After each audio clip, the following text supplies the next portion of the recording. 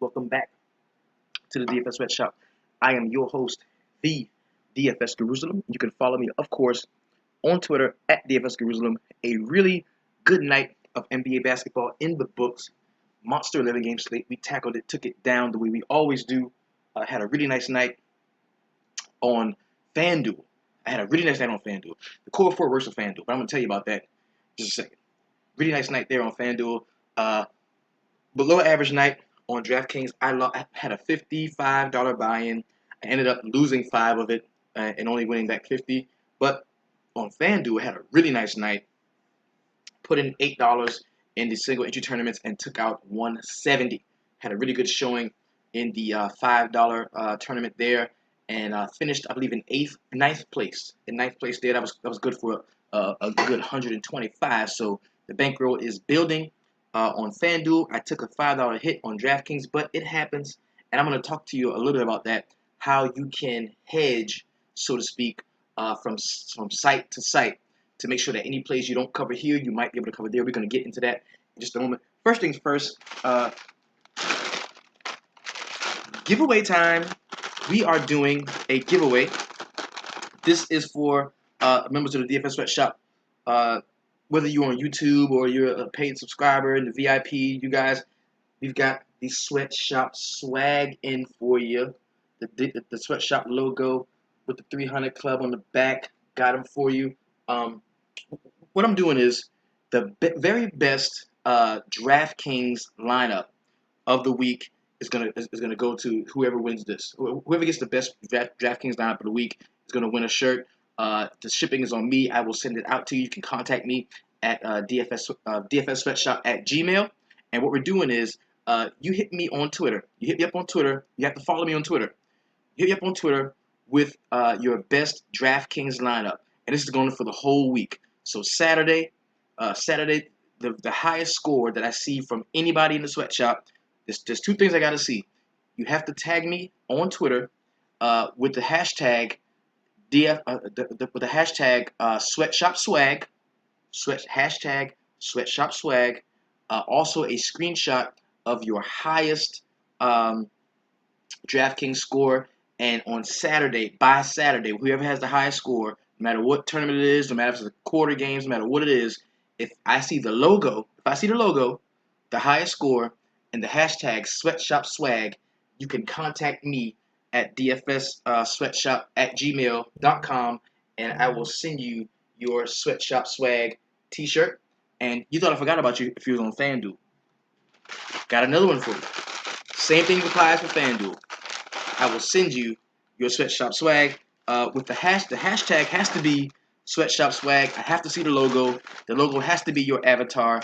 That is how you will win this giveaway. And I'm gonna do this every week until we have outfitted the entire DFS sweatshop with the logo, the t-shirt. It's going down. It's a movement, and it's happening, and it's so awesome, and it's all your fault. Thank you so much for everything that you've been doing for the sweatshop so far. We are we're taking over, for lack of a better term. We're taking over. That's just what we're doing. So let's go ahead and get everything situated here. We're going to jump into the Core 4 review. We're going to go with our regular formatting of the show. We're going to jump to that Core 4 review.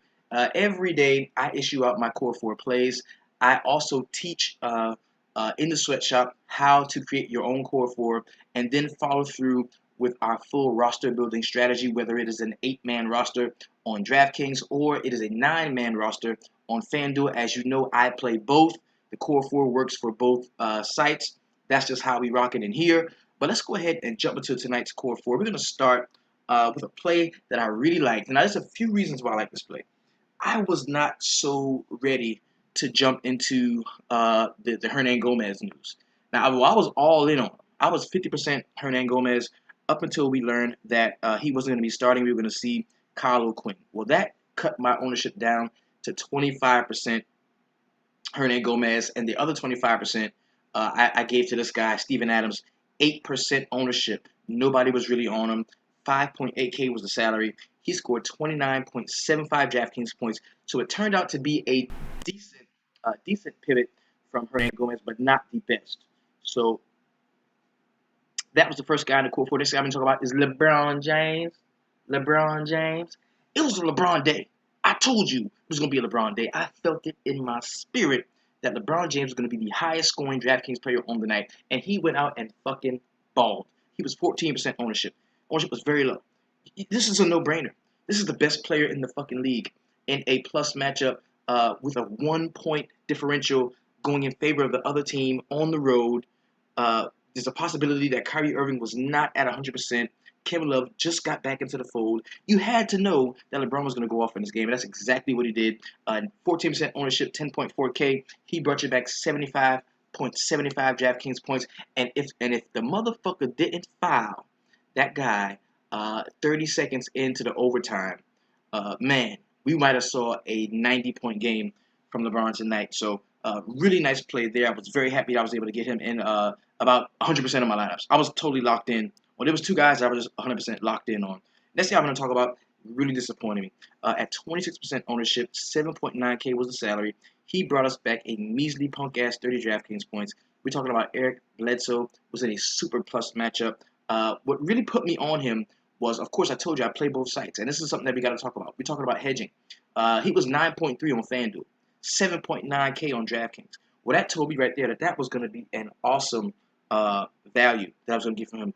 And other players are going to be on that too, so I felt his ownership would be so high that if he did not have a great game, it wouldn't hurt me, especially in my single entry tournaments, because everybody was going to be on him. Everybody knows there's a lot of sharp people playing NBA DFS.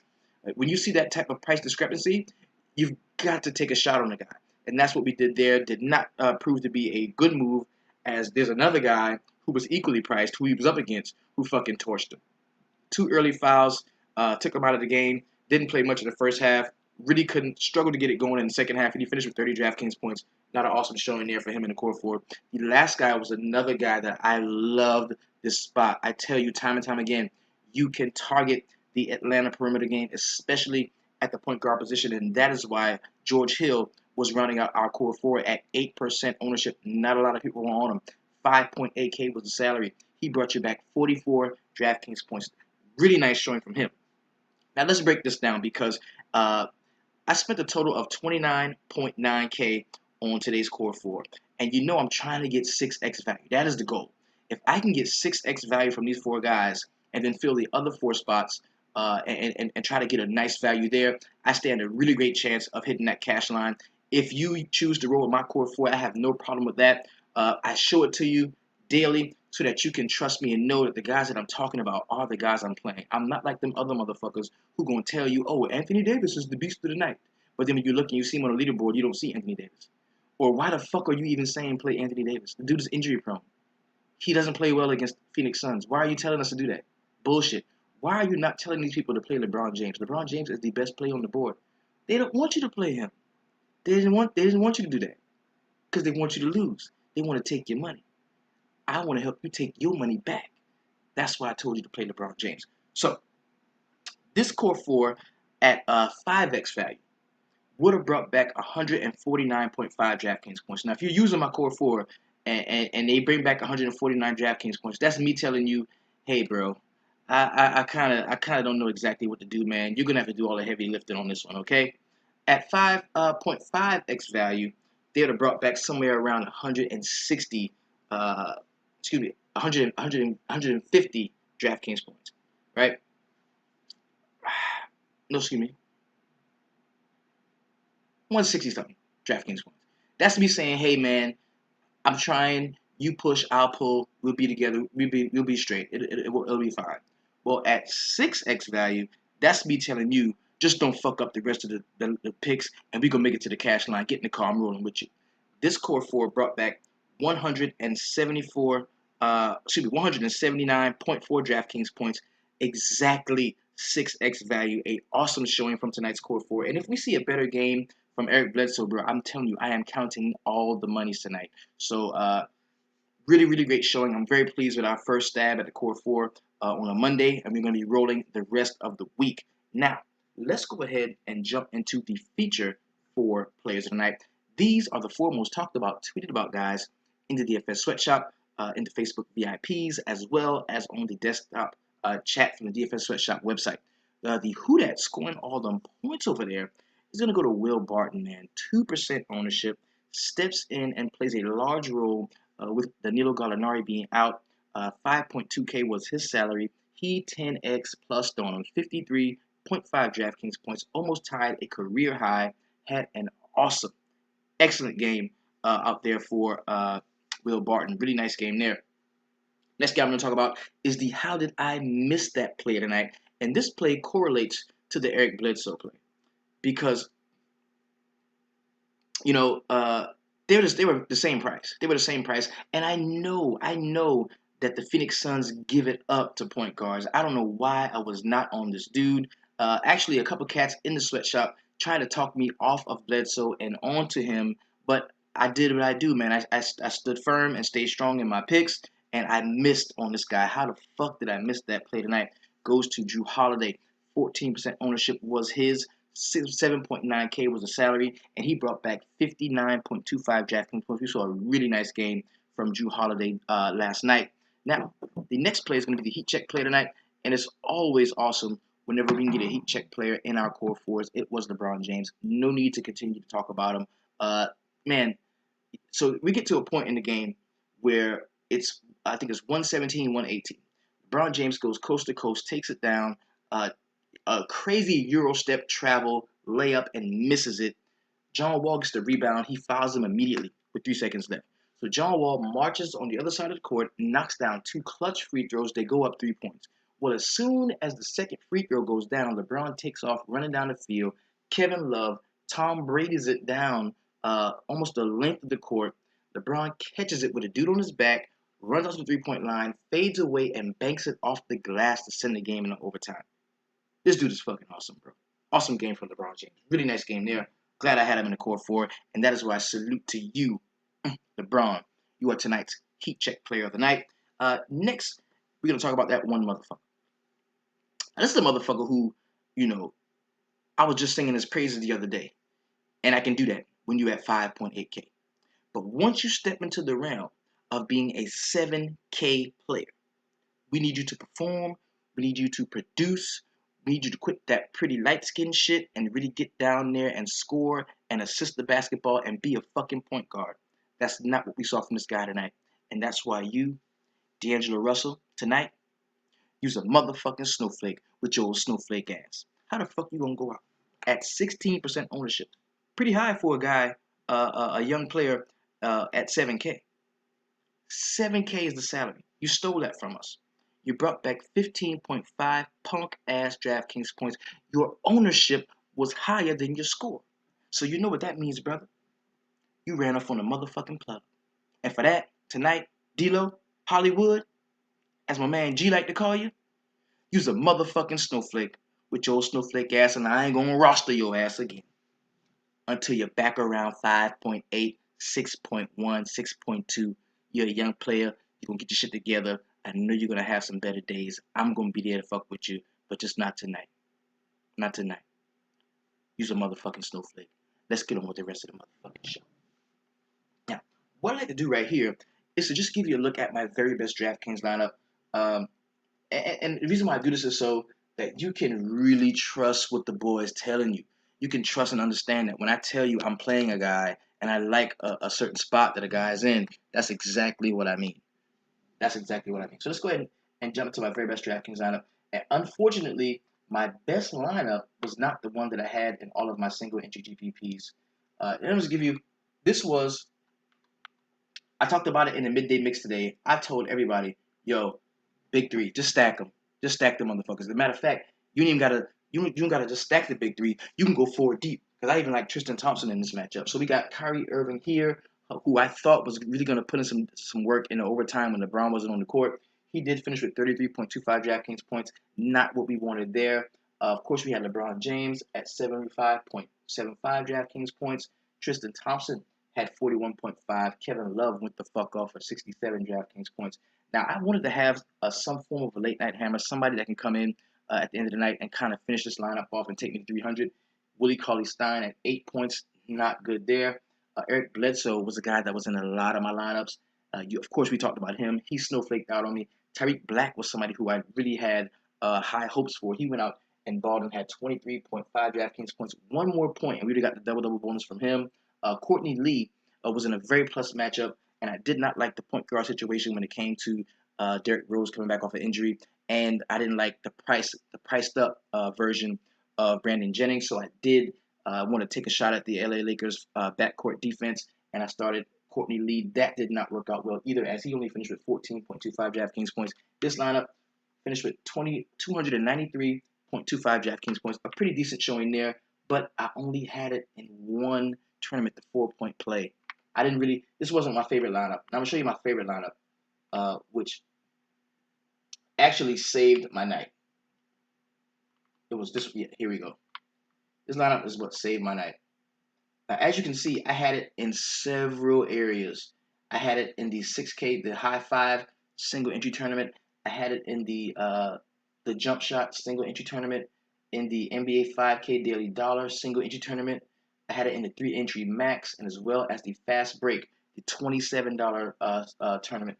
And this lineup cashed in 2 of those, the $27 one, which was good, and another tournament that did cash in too. So I was able to recoup most of my buy-in back. I put in 55 and got back 50. Not a horrible loss for me. As you know, I'm a tournament player, so usually either I win it all, either I lose it all, or I win and double up that buy-in at least. So this lineup is strictly a core 4 lineup. You're gonna see it here, and these two motherfuckers really blew the night for me. Seth Curry and Harrison Barnes. I wanted a piece of that point total. It was high, like 222 points was the point total, and I thought I would see a solid return on those guys. Both of them were very low owned. I'm talking less than 10%. Eric Bledsoe here, you see him. Steven Adams was a guy from the core 4. George Hill was a core 4 guy. LeBron James. I like Tyreek Black in his spot. This lineup finished with 279.5 DraftKings points, and I implore a lot of you guys to get in the single entry tournaments.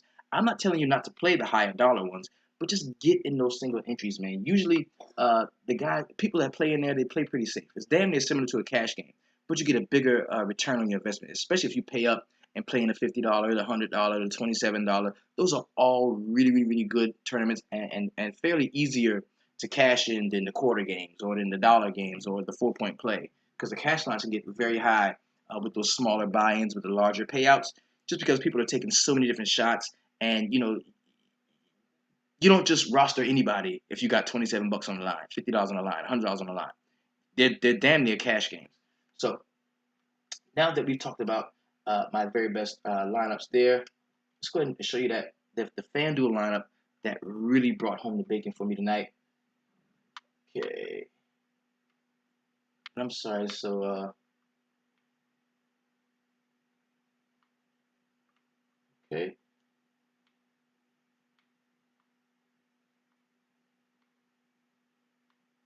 View by lineups. All right, and it's funny because on FanDuel, I could not pay that price for Eric Bledsoe. So I completely faded him on FanDuel. But I did have him on DraftKings. And the fact that I couldn't play him led me to start Kyrie Irving and George Hill here. I really liked Will Barton at where he was at. I like Gary Harris because I wanted to get another piece of the Dallas Denver game. And you see the hedge right there, how I had Seth Curry and Harrison Barnes on DraftKings, but I had Will Barton and Gary Harris on FanDuel. That worked out well. LeBron James was a fixture in all of my lineups. Matt Barnes, another hedge play. Look at this, because there were two guys that were crazily priced across both sites. Matt Barnes was priced at 3.8K on FanDuel, but he was 4.9 on DraftKings. Bledsoe 7.9 on DraftKings, 9.3 on FanDuel, and I had to pick which one of them I was going to have the most of, and I picked on DraftKings to have the most of Bledsoe. That was a bad move. I had just enough Matt Barnes on FanDuel in order to have some really good finishes in some tournaments.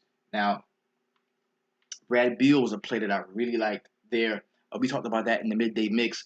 I said this guy's going to outscore John Wall, and people really didn't believe me. But I said this guy's going to outscore John Wall, and that's exactly what happened. Of course, you see Gary Harris again. You see Kevin Love. He was in this lineup. Kristaps Porzingis and Tyreek Black. So this is a really good showing on FanDuel. was able to. I put $8 in and took 170 out. That's whatever multiplication, you can do the math. Really good times buy-in for that. So let's go ahead and get the logo back popping because we've got to go ahead and recap last night's games. Just finished watching all the games on last night's slate. Uh, had to work at the restaurant tonight, so I wasn't able to watch many full games while they were happening. I had to come back, chill at the crib, and just watch all those games the way I normally do, whether it was a condensed version or I could go ahead and sneak in and watch the whole game while it all played out. So let's go ahead and jump into a quick recap of last night's NBA action. We're going to roll through this fairly quickly because we've only got a 3-game slate tomorrow, and you know what time it is with me on 3-game slates. Anything less than five or less, we are stacking. So there's some stuff we need to talk about. We're going to jump into that in just a moment. Let's start with the first game on last night's slate. We're going to start in New York, where my Knicks were playing host to the LA Lakers. Man, the Knicks can't beat any fucking body. We're just a bad team. This is horrible. It sucks being a Knicks fan, but I have no choice. I was born in it, man. We're going to start on the Lakers side, man, where Brandon Ingram got to start in place of Luol Deng. 14.7 boards, 2 assists, 1 steal. Really nice showing for him at that price point. Julius Randle only played 17 minutes. I did not like Randle. I did not want to play him. I had him nowhere. 14 points, 2 rebounds, 2 assists, while shooting 14% from the field. 50% from the field, going 7 of 14. Not a great game there for him. Tariq Black, we talked about him already. He only played 20 minutes, but he did score 9 points and had 10 boards to go with 1 steal, shooting 50% from the field. Pretty good game there. D'Angelo Russell only played 19 minutes. He had 4 points, 2 rebounds, 6 assists with his old snowflake ass. Nick Young, 17 and 5 with a steal in his 21 minutes. Larry Nance, man, another double-double from this guy. 10 points, 10 boards, 2 assists, 3 steals. And if I didn't know that we were going to be seeing Julius Randle play 17 minutes, I would have played Larry Nance in a lot more spots. I would have played him a lot. Just didn't like him as much with Julius Randle being back, so I missed on that one. Luol Deng in 23 minutes has 7 and 3 with 1 assist and 1 steal. Sweet Lou Williams dropped 22 points, also had 2 rebounds and 4 assists to go with the steal in his 25 minutes. On the New York Knicks side, saw a fairly decent game from Carmelo Anthony. In 36 minutes, he had 26 points, 3 boards, 5 assists, and 1 steal, shooting 58% from the field. Did not hit a 3-point shot, but he hit 6 of 8 from the charity stripe. Kristaps Porzingis was 1 rebound short of that double-double bonus. He had 16 points, 9 boards, and 2 blocks. Not a good game from him. 35% shooting from the field, going 5 for 14. He took 5 3-pointers and only hit 1. Not a great game there. Willie Hernangomez in 8 points, had 13 boards, 1 assist, and 2 steals and a block in his 24 minutes. And Justin Holiday off of the bench, man, he played 21 minutes. He had 14 points and 1 rebound. Pretty decent return on that cheap investment there. Next game we're going to talk about went into overtime. It is the Washington Wizards at the crib taking on the Cleveland Cavaliers. Really big game we saw from Kevin Love. 39 points, 12 boards, 3 assists, 3 steals, shooting 11 for 17 from the field and hit 6 of 10 from behind the arc. Man, Kevin Love can fill it up when he wants to. LeBron James, 42 minutes for him. He had 32 points, 7 boards, 17 assists, 2 steals, 2 blocks, while shooting 66% from the field and hit 6 of 8 3-point shots, including that fall away off the glass bank shot to send the game into overtime. Tristan Thompson, monster double-double for him at his price point, 22 points, 12 rebounds, 2 assists, while shooting 76% from the field. He played 41 minutes and had a really, really solid showing. Kyrie Irving, he picked it up later in the game, but didn't finish really well at all. 44 minutes for him. He led the team, had 23 points, 1 board, 5 assists, and 1 steal while shooting 33% from the field. Dude led the team in shots. He took 24 shots, just could not convert those. Iman Shumpert, not a great game there. Kyle Korver had 13 and 3 to go with 2 assists in his 30 minutes. On the Washington Wizards side, I faded John Wall completely. Didn't like him. Didn't like the spot. I liked Bradley Beal a lot more. And Brad went out there in 45 minutes. He dropped 41 points, had 5 boards, 8 assists. Really good game from him, shooting 57% from the field and hit 6 of 14 3-point shots. John Wall had 22 points, 12 assists, 4 rebounds, and 1 steal in his 44 minutes. Kelly Oubre Jr. Has kind of carved out a 6-man role for himself in this offense. In 28 minutes, he had 11 points and 7 boards to go with 4 steals. Really nice return on that very cheap investment. And Otto Porter chipped in 25 points in 45 minutes. He had 6 rebounds, 2 assists, 2 steals, and a block while shooting 72% from the field and hit 5 of 7 3-point shots. Washington should have won this game. Martin Gortat in 37 minutes had 16 and 8 to go with 3 assists and 3 blocks, shooting 46% from the field. And we need a big man around the basket to shoot a better percentage than that. Come on, Gortat. Next game I'm going to talk about is the Indiana Pacers at home against the Oklahoma City Thunder. The price was up on Russell Westbrook, and that's why he could not find his way into any of my lineups.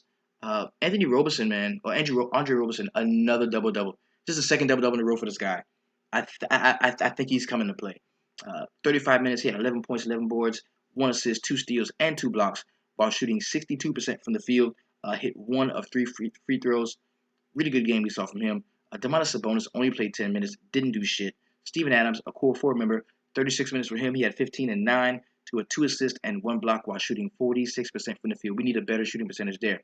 Vic Oladipo, after that big 50-some-odd point game he had on Sunday, finished with 14 points, 5 boards, 2 assists, 1 steal, and 1 block in 36 minutes, shooting 25% from the field. He took 6 3-pointers, didn't hit one.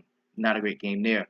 Westbrook was 1 assist away from a triple-double. He had 27 points, 18 boards, 9 assists, 1 steal, and 2 blocks while shooting 37% from the field. Not a great shooting percentage for him. Didn't see much else off of the bench for the Oklahoma City Thunder. We're talking about the Indiana Pacers now. Paul George, decent game for him again. 21 points, 8 boards, 4 assists, 3 steals while shooting 35% from the field. Hit 2 of 9 3-point shots. We need a much better shooting percentage from the field. Who did not fall for the old Lavoy Allen? This guy. In 30 minutes, he had 2 points, 5 rebounds, 3 assists, and 2 blocks while shooting 25% from the field. Only took 4 shots. Not a great game there for him, even at that low price point. Miles Turner, in 35 minutes, had 10 and 5, with 2 assists, 2 steals, and 4 blocks while shooting 25% from the field. It was a horrible shooting game for a lot of guys on this team. CJ Miles had 8 points and 3 boards. Not a great game there. And Jeff Teague disappointed a lot of people. 17 points, 4 rebounds, 3 assists, and 1 block. I thought he was in line for a much better game than that. Off of the bench, we saw Glenn Robinson III. 23 minutes, he had 14 and 2 with 1 assist and 1 steal while shooting 100% from the field. Hit 3 of 3 3-point shots. Next game I'm going to talk about the Toronto Raptors at home against the LA Clippers. And Blake Griffin went the fuck off, man. He did. He channeled his inner Chris Paul and just had a triple-double. Blake Griffin in 36 minutes had 26 points, 11 rebounds, 11 assists, and 1 steal while shooting 57% from the field, hit 2 of 3 3-point shots. He's somebody who I talked about not liking yesterday. The price was a little too high for me, and I just didn't like him. Well, eggs on my face. That dude went out and fucking balled. The coach's son in 38 minutes had 22 and 2 with 1 block, shooting 50% from the field. That was a pretty good game there for him. J.J. Redick didn't do much, 12 and 40 with 1 assist, 1 steal, and DeAndre Jordan only played 24 minutes. He had 9 points, 12 boards, 1 assist, and 1 block. Not a great game there for him.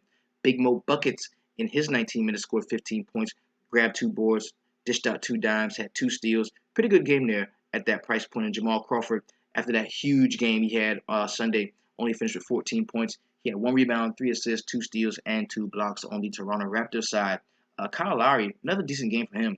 24 points, 4 rebounds, 8 assists. Nice game there. We saw a good one from DeMar DeRozan coming back off of that first game from injury. 31 points for him, 5 boards, and 2 assists.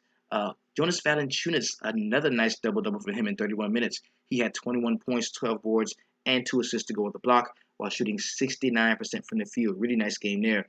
Chris Joseph, is he playing? Why he didn't play Sunday?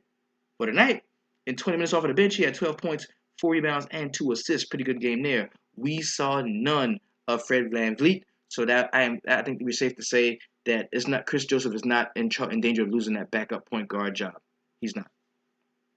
Next game I'm going to talk about is the Atlanta Hawks at home against the Utah Jazz.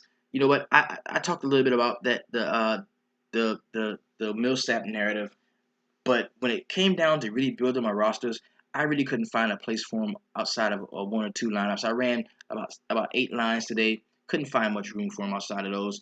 We're going to talk about the Utah side first, man. Gordon Hayward, what a nice game for him in 30 minutes. He had 30 points, 7 boards, 5 assists, and 2 steals. And he had like 30 points at the half, 30 drafting points at the half.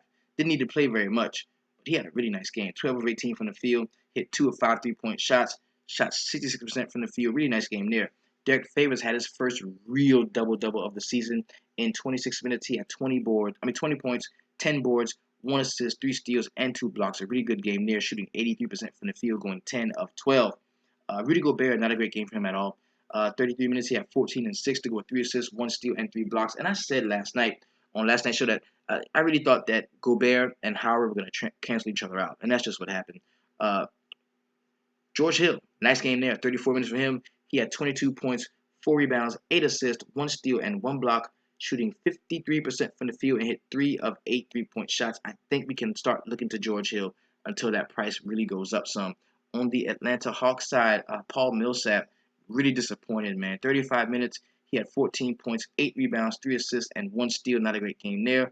Tim Hardaway Jr. in 28 minutes had 14 and 3 to go with 3 assists and 1 steal, and he got the start with Thabo Sefolosha not being ready to play. Dwight Howard had 10 and 8 and 2 blocks. Not a great game there. They canceled each other out. Kent Bazemore is dead to me with his 8 points, 1 rebound, 1 assist, and 3 steals. And Dennis Schroeder had a decent game. He scored 21 points, 2 rebounds, and 2 assists while shooting 53% from the field. Next game I'm going to talk about is the Detroit Pistons at home against the Philadelphia 76ers. There wasn't a lot for me to like on the Philadelphia side. We saw a decent game from Jahlil Okafor. Played 25 minutes. He had 16 and 4 to go with 1 steal. And when Joel Embiid is not playing, it's just hard for me to roster people from this team in general. Most times, when you take the guy off of the team, whoever steps in his place is like, hell yeah, value play. But that's just not the case. They're a different team whenever Joel Embiid is not on the court. The team just doesn't look as lively. They don't look as vibrant. They don't look as ready and prepared to play. They kind of know they're gonna lose without Embiid, so they just don't play very well. Robert Covington played 29 minutes. He had 11 and 4 to go with 1 assist and 3 steals. Jahlil Okafor, we talked about him. Not a great game there. T.J. McConnell, 10 and 7 to go with 2 assists and 1 steal. And Dario Saric was probably the best player of this game on the Philadelphia side. He had 13 points, 6 rebounds, and 4 assists in 27 minutes. On the Detroit side, a lot of great performances we saw here. Marcus Morris keeping that hot shooting going on at 19 points, 8 boards, and 3 assists to go with the steal, leading the team in minutes with 38. John Lure, in his start, he had 12 points, 5 boards, and 2 assists. Pretty decent game, I guess, at his price point.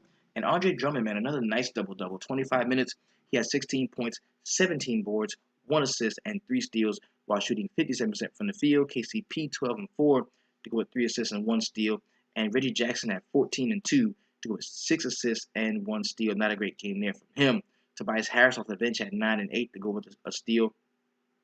Go with an assist, excuse me. And Aaron Baines played 22 minutes. He had 12 points, 7 rebounds, and 1 assist while shooting 62% from the field. Decent game for him at that very depressed price point. The next game I'm going to talk about is the New Orleans Pelicans at home against the Phoenix Suns, man. I really thought I was going to see a better game from Eric Bledsoe, man. I was really counting on that. He did not perform for me tonight. In 23 minutes, he had 14 points, 8 rebounds, and 5 assists. Did not get to see the court that much because he's got 2 early fouls. TJ Warren was probably the best play from this game, man. I had him in a couple different spots. At 33 minutes, he had 20 points, 4 boards, 1 assist, 2 steals, and 3 blocks while shooting 56% from the field. Did not hit a 3-point shot, although he took 3 of them. Marcus Chris, not a great game. He was another guy that was on on that. Oh, you got Marcus Chris is one of my players of the night. Man, fuck that. I'm not playing that dude. Dude had 17 minutes. Tyson Chandler, big double-double. 23 minutes, he had 11 points, 12 rebounds, 2 blocks. Really nice return on that investment. It's 5.1K. Devin Booker slowed down from that hot streak. He was on a consecutive streak of scoring 20 points in games. That ended tonight, 14 points, 2 rebounds, 5 assists, 1 steal, and 1 block. Not a great game there. And Leandro Barbosa, off of the bench, he led all the bench scorers in scoring at 14 points, 2 rebounds, 2 assists, and 1 steal. And you got to think, is Brandon Knight kind of out of the, sixth man, the running for the sixth man on this team? Like, what the fuck is going on with him? In 24 minutes, he had 12 points, 3 rebounds, and 6 assists. Not a horrible showing, but it could have been a lot better, as we knew he was going to get more run because Eric Bledsoe got in foul trouble early. On the New Orleans Pelicans side, Anthony Davis had 40 points, did not double-double in his minutes. He had 34 and 9 with 1 assist, 2 steals, and a big 5 blocks. That's huge. 5 blocks is huge. He shot 57% from the field, 9 for 11 from the free throw, and 1 of 2 from behind the arc.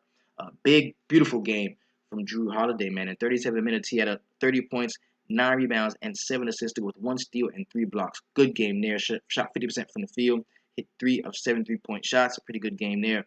Etuan Moore, decent stat line for him. 12 points, 4 rebounds, 2 assists, 4 steals, and 1 block in his 30 minutes. He shot 50% from the field. Had a pretty nice game out. Terrence Jones got the start. In 23 minutes, he had 5 points, 9 boards, and 2 steals. Not a great game there for him.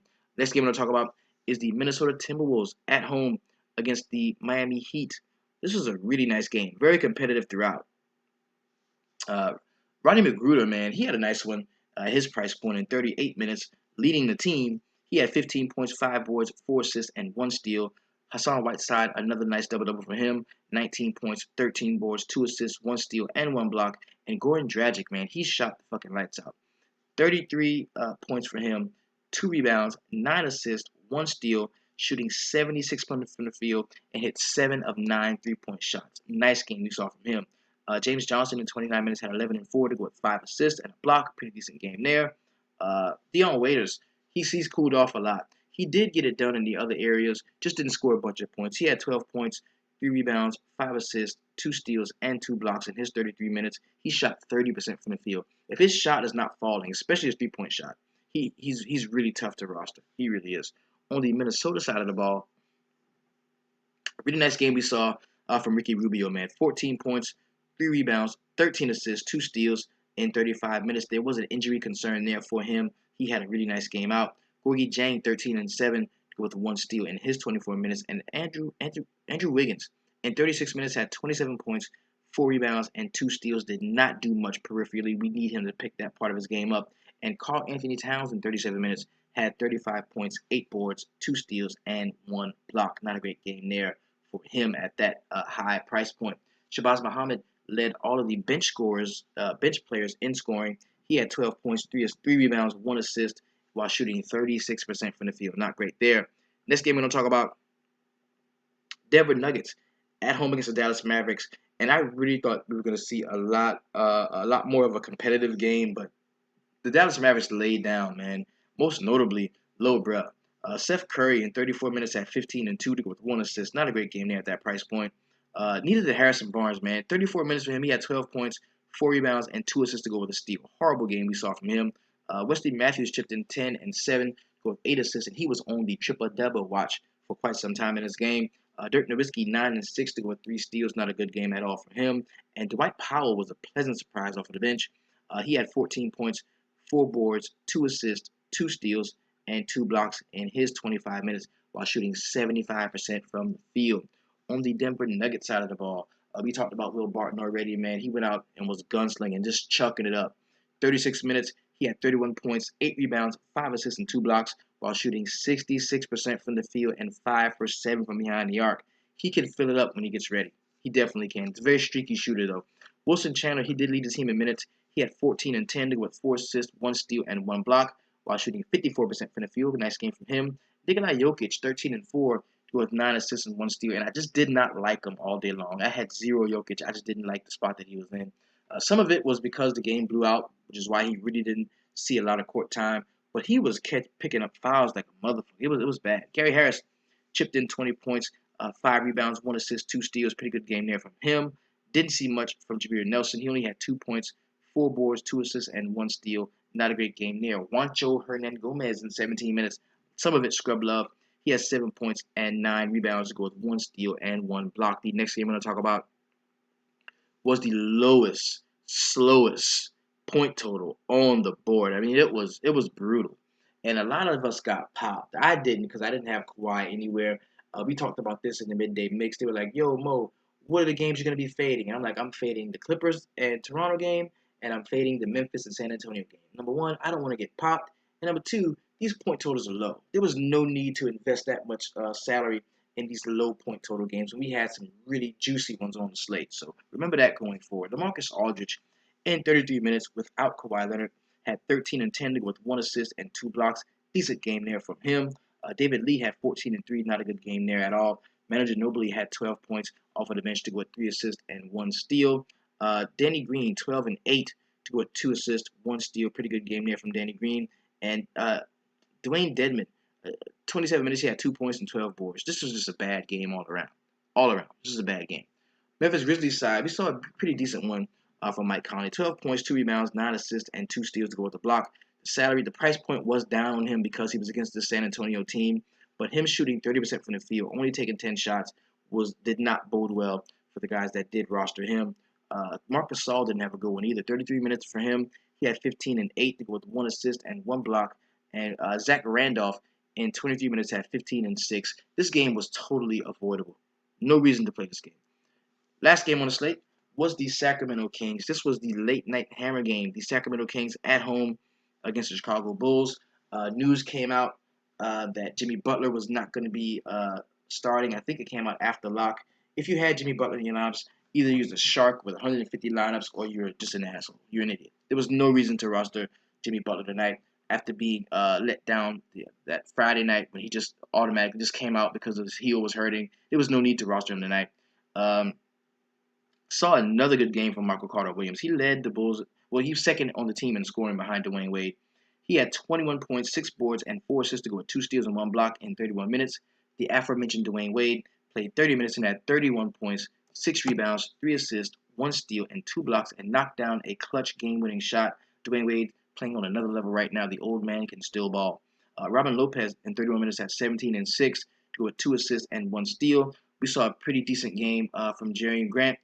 13 points, 5 rebounds, 3 assists. Pretty nice game there.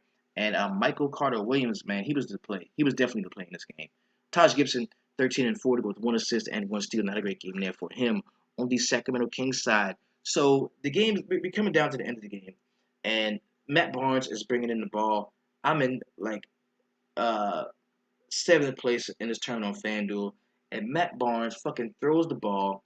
Dwayne Wade steals it, but he grabs Boogie's jersey as he's stealing the ball. So Boogie, instead of chasing down Dwayne Wade, chases down the official while Dwayne Wade is dunking, putting the icing on the game. He's chasing down the official, flailing and acting crazy. Man, go play some fucking defense. Quit all that damn crying. Picks up his 16th technical of the year. Now we've got some value going to be opening up the next time the Sacramento Kings play. So thanks, Boogie, for nothing. Thank you. Thank you. Horrible game from him anyway. Didn't really play very well. He had 18 and 14 with 5 assists, 1 steal, and 1 block, and he spent the entirety of the game acting like a little bitch. That's just what Boogie does when he gets ready. Ty Lawson chipped in 22 and 4 to go with 7 assists, 1 block off of the bench in 34 minutes. Didn't see much from Darren Collison, 14 points, 1 rebound, 5 assists, and 2 steals. Not a great game there. Costa Koufos played most of the game in foul trouble. He had 10 points and 2 rebounds with 1 assist. Not a great game there for him. Now that we recap last night's games, let's go ahead and jump into a very quick player pricing.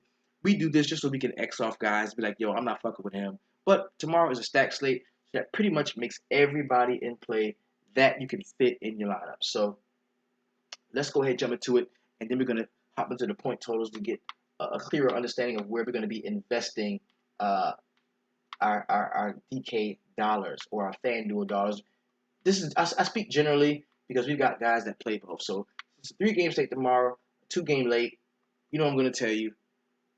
Make a stack you like in the 2-game. Throw that bitch in the main. Just keep it simple. Thank me later. Let's go ahead and get this opened up. Get the full player pricing here. All right. Now, your eyes do not deceive you because DraftKings had the audacity, the nerve, the gall to price a player at 13.3K when his FanDuel points per game, the fantasy points per game is 60.8. That don't make no damn sense.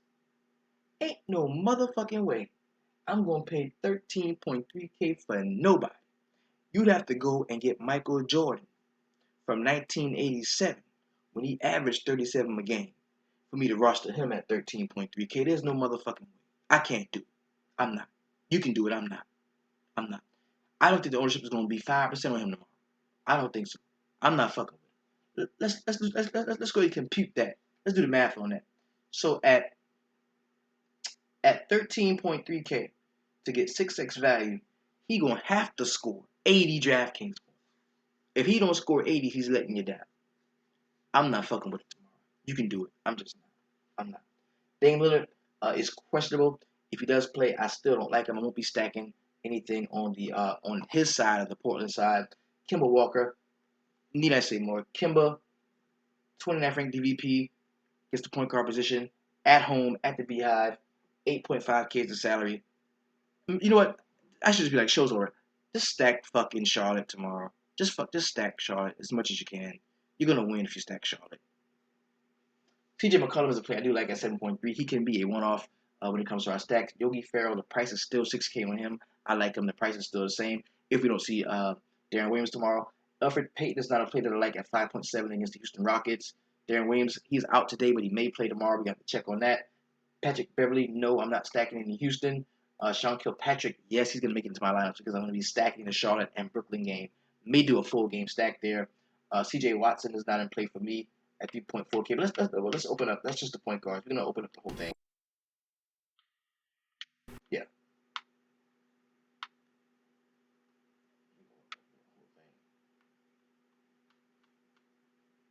Excuse me. Okay.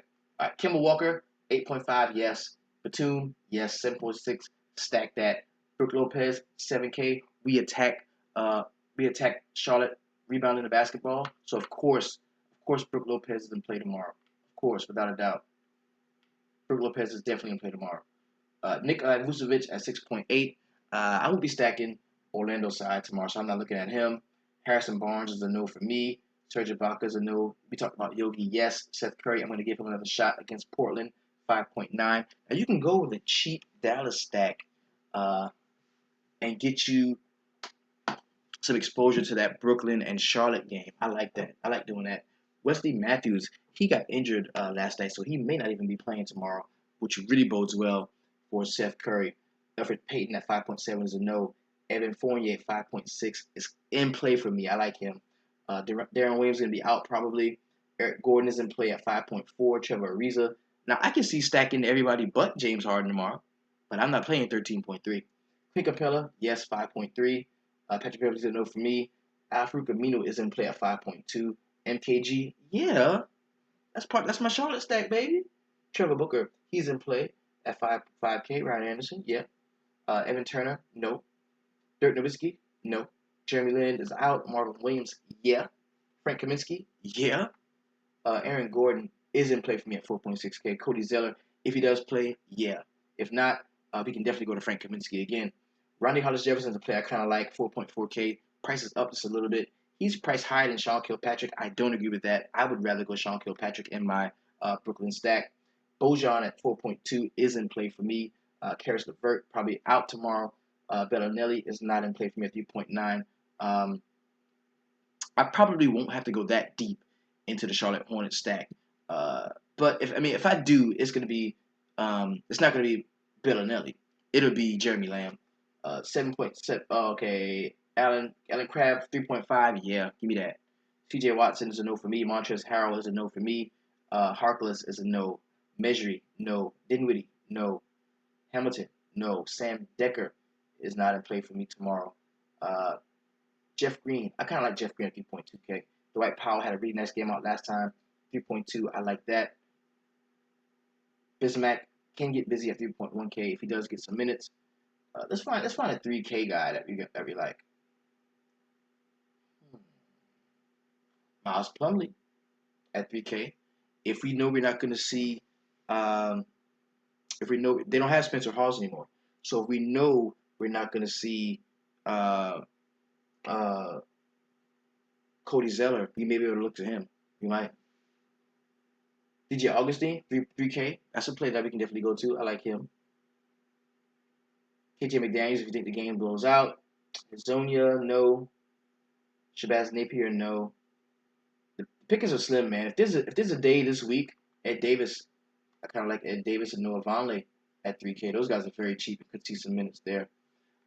If this is a day this week that I could tell you to take off, it would be tomorrow, man. If you're not comfortable, if you don't feel comfortable rostering tomorrow and really mixing it up, don't do it. Just wait till Wednesday. We've got a really nice slate of games on Wednesday. 12 games. We're right back into it. They should have split this shit up, man. This could have been a 7-game and an 8-game slate. I hate the fact that we only got 3 games tomorrow, but I'm gonna be in it and I'm gonna be stacking. So let's go ahead and run through the point totals from tomorrow's games. We are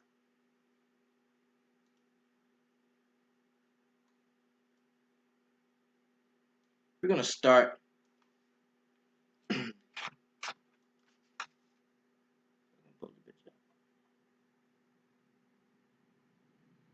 Okay, we're gonna start in Charlotte at the Beehive, where the Charlotte Hornets are taking on the Brooklyn Nets. The Brooklyn Nets are coming to town. It is a 217 point total. That is pretty sweet. It's actually the second highest point total of the 3 games. Um, the Charlotte Hornets are a 10.5 point favorite, and man, this game could get out of hand. But if it does, there's a few injuries on both sides that I think are going to keep, relevant starter guys on the court for just for a little while. And plus, the Brooklyn Nets, they don't just lay down very easily. I mean, they're a pretty scrappy team. They're not a very good team, but they're a pretty scrappy team. And some of their best, some of the best parts about the Brooklyn Nets are are the weaknesses of the Charlotte Hornets. When you talk about the Charlotte Hornets defending the low post, they don't do a very good job defending in the low post.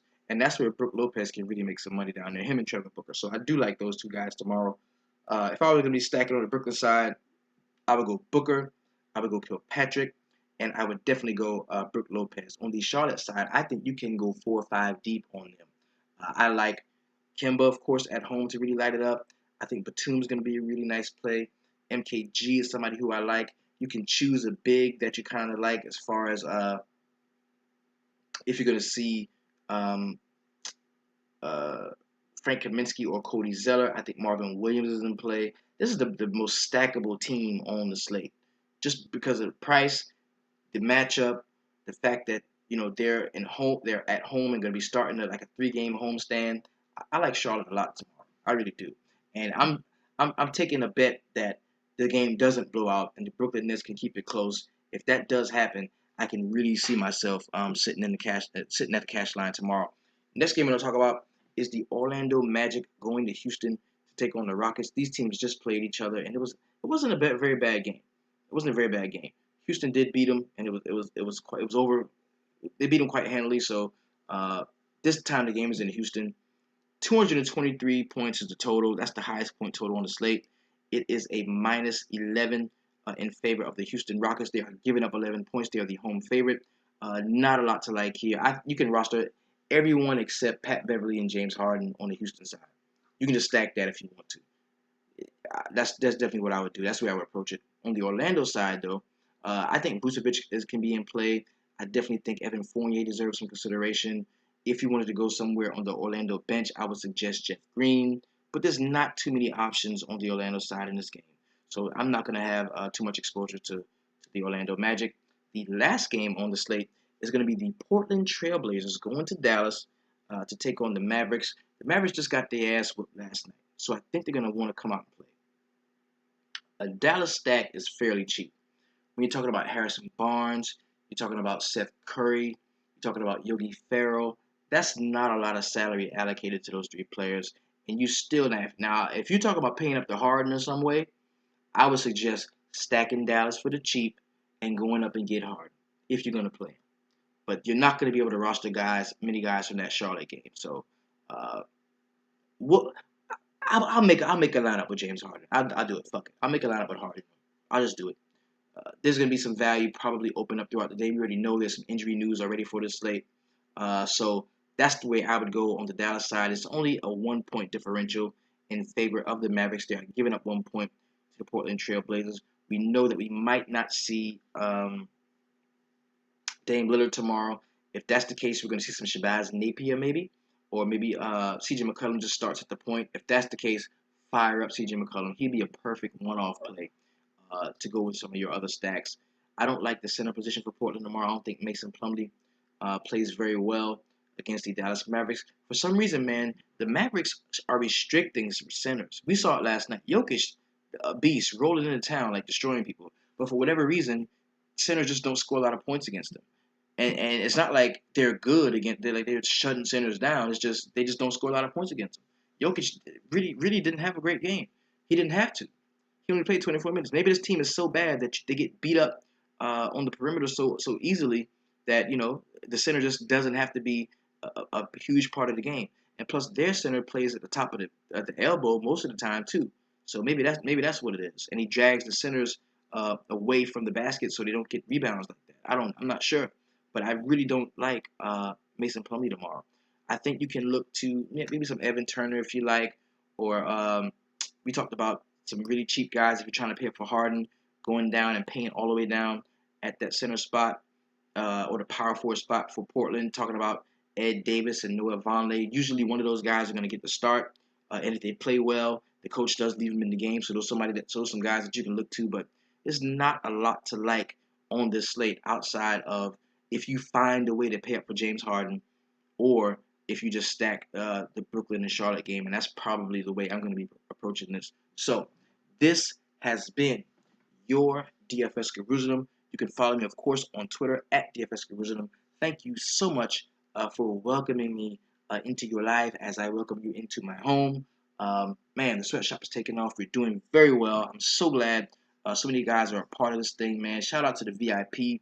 Shout out to Twitter. Shout out to the YouTube family. If you would like to support the show a little bit more than you already are, because you are supporting the show by giving me your ear, your comment, your like, your subscriptions, all that. I appreciate it. But if you wanted to support the show further, go check out the website at www.dfssweatshop.com.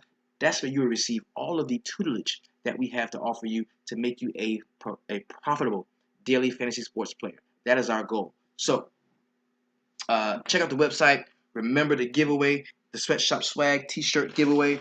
You show me your best DraftKings and your best FanDuel lineup. You will get the Sweatshop Swag to represent the 300 Club whenever you can. We're doing it for FanDuel and for DraftKings. There's three things I gotta see. I gotta see the logo. I gotta see the highest score of the week, it ends Saturday. And you've got to hit me up on Twitter with the hashtag of Sweatshop Swag. So this has been your DFS Jerusalem. Thank you so much for being a part of the show. I want you to go out and keep it 300.